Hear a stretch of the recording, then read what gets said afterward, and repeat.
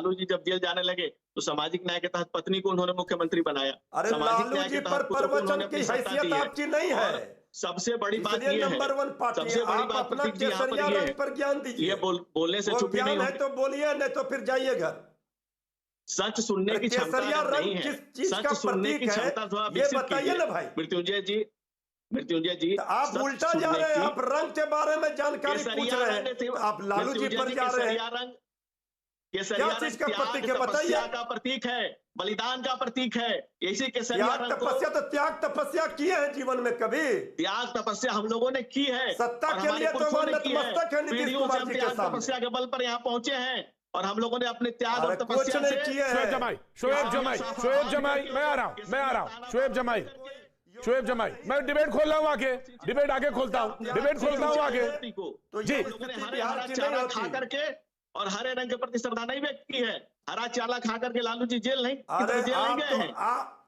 और सबसे आप बड़ी तो बात पूरा प्रतीक जी, बिहार और सबसे देश बड़ी ही खा बात रहे प्रतीक हैं। जी, आप 15 तो पूरा बिहार और देश ही खाने में लगे हुए हैं। राइट, बेचने में शोएब लगे जमाई, हुए हैं शोएब सरकारी जमाई, संपत्ति। शोएब जमाई, शोएब ये जमाई, हमको क्या प्रवचन शोएब जमाई दीजिएगा? का एक परिचय ये भी है कि वो बिहार की एक पार्टी से प्रवक्ता भी है। शोएब जमाई, और राइट। गंगा माता को बेचने वाले राजनीति के नाम पर राइट क्या बात सर, करेंगे राइट मृत्युंजय जी, शोएब जमाई, रंगों की राजनीति। जी, मैं आप आगे बढ़े तो मैं एक बात और कहना चाहता हूं जो बहुत खास है। शोएब जमाई, बड़ी खास बात है, और वो मैं ये कहना चाहता हूं, अलीगढ़ यूनिवर्सिटी में पॉलिटिकल साइंस के प्रोफेसर अब्दुल रहीम साहब कहते हैं, लिखते हैं कि राजनीति ने रंगों को भी दायरे में बांध दिया, रंगों को लेकर कट्टरता ठीक नहीं है। नाम शोएब जमाई, अब आप बोले शोएब जमाई। जी प्रतीक जी, मैं आपकी इस बात से, प्रोफेसर साहब की बात से बहुत इत्तेफाक रखता हूं और मैं इसको एक्सेप्ट करता हूं, बिल्कुल सही बात है।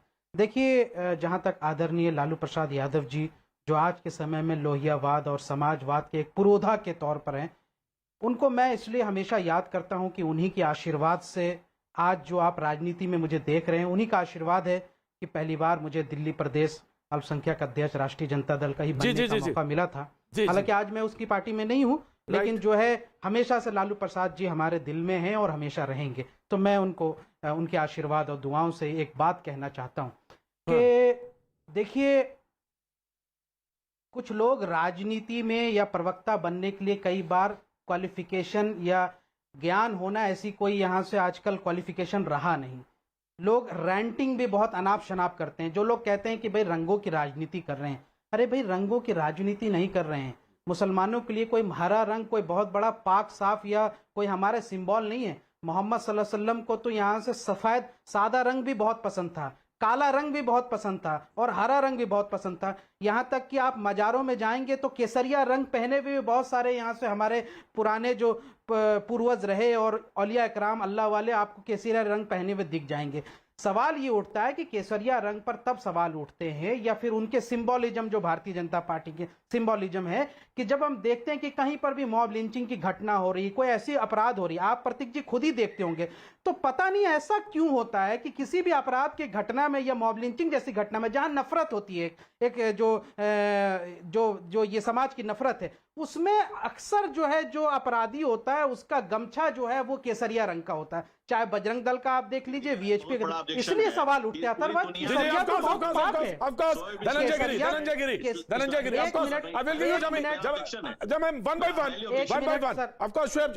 के बीच में नहीं बोला। राइट शोएब जमाई, he want to answer। केसरिया को लेकर ही, रंगों को लेकर ही want to answer, रंगों को लेकर ही want to answer। 30 सेकंड में खत्म। राइट, शोएब जमाई, इनको 20 सेकंड और दे दीजिए। 20 सेकंड और 30 सेकंड में बात इस तरह से लोग एफिलिएट कर रहे हैं अपने आप को, ये भी छुपा हुआ नहीं है, और मेरा इस पर घोर ऑब्जेक्शन है। अगर ये स्कॉलर ऐसे हैं तो जाहिर कम से कम इतना तो शिष्टाचार निभाइए सर, अपनी बारी में कह लीजिए।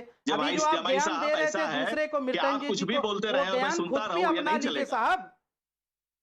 जब किसी पर कोई तबसरा कीजिए, आईना सामने रख लिया कीजिए। आज पूरी दुनिया जिस आतंकवाद से परेशान है, उसका रंग क्या है, उसका मजहब क्या है, मुनाफाखोर मक्कारी की बेइंतहा है, तो ये ज्ञान अपने पास भी रखा कीजिए, वरना आप पूरी दुनिया को पता है, पूरी दुनिया रूबरू है रोज जिस पूरी दुनिया जो बेनूर हुई जा रही है, उसके पीछे किस रंग और किस सोच और किस लोगों का हाथ है कि पूरी दुनिया के लिए चैलेंज बना हुआ है। केसरिया रंग को बदनाम करने वाले लोग हैं। ये केसरिया रंग भगवा रंग को देश में बदनाम करने का और हिंदुत्व को कलंकित करने का काम किया आपने। भगवा रंग पहन करके देश में उत्पात मचाते हैं और आताताई आपको कहा गया है। भागवत जी ने आताताई आप लोगों को कहा है, हरे रंग वालों को नहीं आताताई कहा है।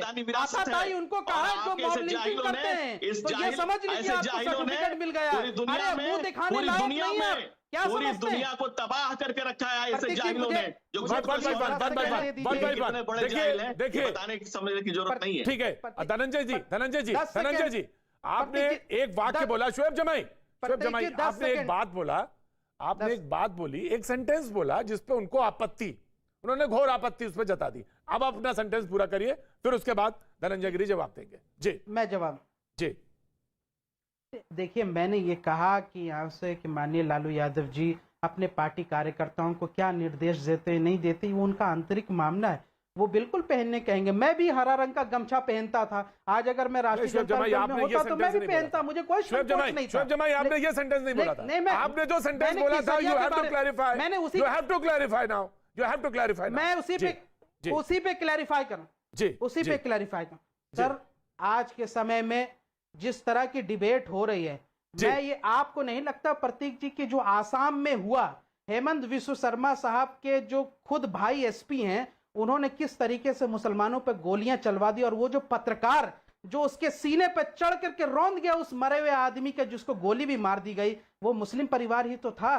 क्या ये स्टेट स्पॉन्सर्ड टेररिज्म नहीं है? ये तालिबानी मानसिकता नहीं है? आपको लगता नहीं है कि पत्रकारिता करने वाले सभी लोगों को शर्म से सर झुक जाना चाहिए, जो उस विनय विजय जो पत्रकार जो आप देख रहे हैं, पत्रकारिता वाला हिस्से का जवाब दूंगा, पत्रकारिता वाले हिस्से का जवाब दूंगा, लेकिन धनंजय गिरी नाउ यू प्लीज रिस्पॉन्ड। जी जी ऐसा है कि ऐसे लोग जो है ये हमारे देश खंडन की राजनीति करने वाले लोग हैं, और पूरी दुनिया देश में यहाँ से एनिमल्स क्रूएलिटी पे भी सवाल उठाए जाते हैं, और क्या इंसानों को हुकूक नहीं है? आप इस तरीके से Dhananjay Giri will respond, Dhananjay Giri will respond, Dhananjay Giri will respond, Dhananjay Giri ऐसे लोग कैसे लोग बैठकर क्या कैसी बातें कर रहे हैं? देश का बंटवारा किस नाम पर हुआ था, और देश में जो दंगे तक हुए किस नाम पर हुए हैं? हमारे समाज ने, हम हिंदू समाज ने हमेशा संहिता का परिचय दिया है, और हमेशा राष्ट्र की बात करते हैं। हमारी पार्टी हमेशा से कहती है सबका साथ, सबका विकास, सबका विश्वास। हम लोगों ने कभी हिंदू मुस्लिम की बात नहीं की, किसी जाति धर्म की मत पंथ और मजहब की बात नहीं की, लेकिन इनका टारगेट है, ये टारगेटेड लोग हैं, इनका मोटिव बिल्कुल क्लियर है। इस देश में क्या पूरी दुनिया, पूरी धरती आज आक्रांत है, तो किसके कारण आक्रांत है? किस विचार के कारण परेशान है? किस रंग के कारण परेशान है? किस सोच के कारण परेशान है? कौन सी मानसिकता उसके पीछे काम कर रही है? और पूरी दुनिया रंग की नहीं है, आपको तो ज्ञान ही नहीं है।